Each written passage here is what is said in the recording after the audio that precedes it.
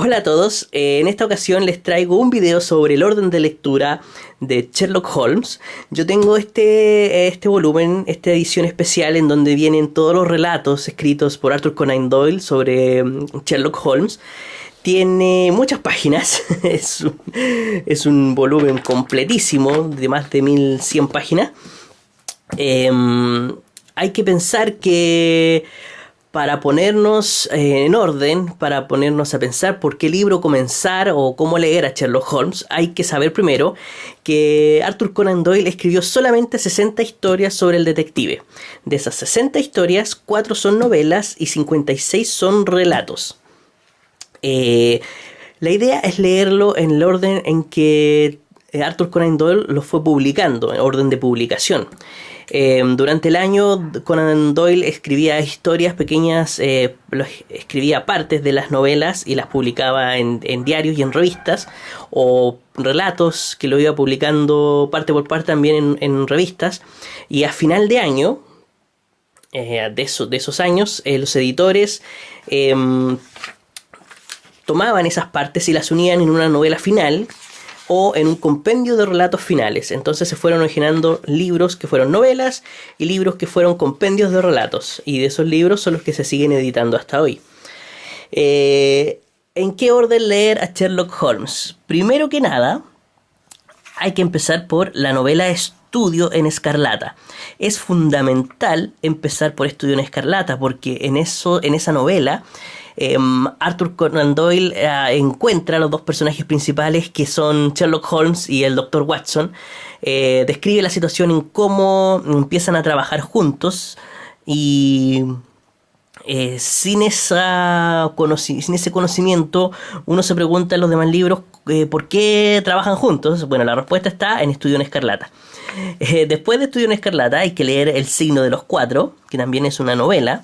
En tercer lugar, Las aventuras de Sherlock Holmes, que es un compendio de relatos. En cuarto lugar, Las memorias de Sherlock Holmes, que también es un compendio de relatos. Después, El sabueso de los Baskerville, que es una novela.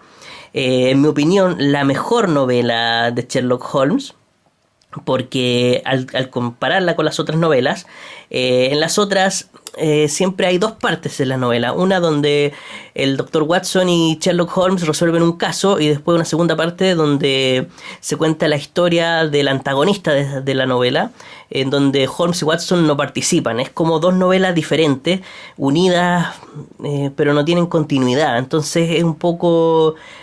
no soy muy fan de ese tipo de técnica literaria de unir dos novelas dos partes en una novela muy diferente. En cambio, en El sabueso de los Baskerville, la novela es íntegra. Holmes y Watson están a lo largo de toda la novela apareciendo, entonces es más unificada, mucho más completa, y aparte que se ambienta en los páramos de Dartmoor, una zona de la Inglaterra de principios del siglo XVIII,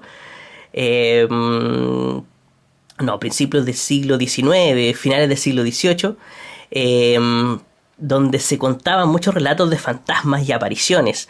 Entonces es una historia bastante misteriosa y muy, muy entretenida. Después del sabueso de los Baskerville vendría El regreso de Sherlock Holmes, que también es un compendio de relatos. Después la novela El valle del terror. En octavo lugar, El último saludo de Sherlock Holmes, que es un compendio de relatos. Y en el lugar número 9 y último libro, El archivo de Sherlock Holmes, que también son relatos. Hay que notar acá que Arthur Conan Doyle escribió aquí, en este título, El regreso de Sherlock Holmes. Esto ocurre porque en un momento el autor se cansó de su personaje, llegaba a odiarlo y dejó de publicar historias sobre él. Entonces el público le pidió, se manifestó, los fans se manifestaron y lo obligaron a continuar. Y él volvió a escribir sobre su odiado detective, pero amado por todos nosotros. Entonces, por eso se llama El regreso de Sherlock Holmes.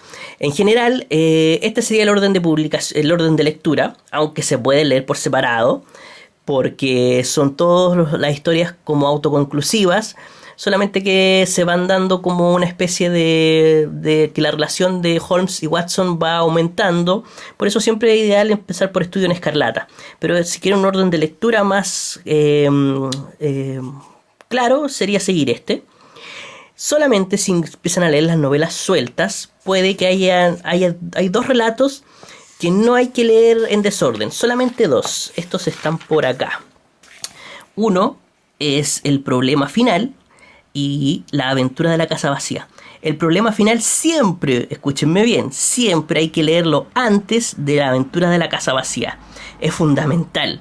Nunca lean la aventura de la casa vacía antes del problema final, porque aquí se van a ganar un spoiler tremendo de este relato. Son los únicos dos relatos que podría decirse que están unidos y que no hay que leer en desorden. Lo demás pueden leerse de forma más aleatoria. Espero que les haya gustado el video. No se olviden de seguir mi canal y coméntenme si les gusta Sherlock Holmes, si lo han leído, qué les parece. Y disfruten este detective que a mí me encanta.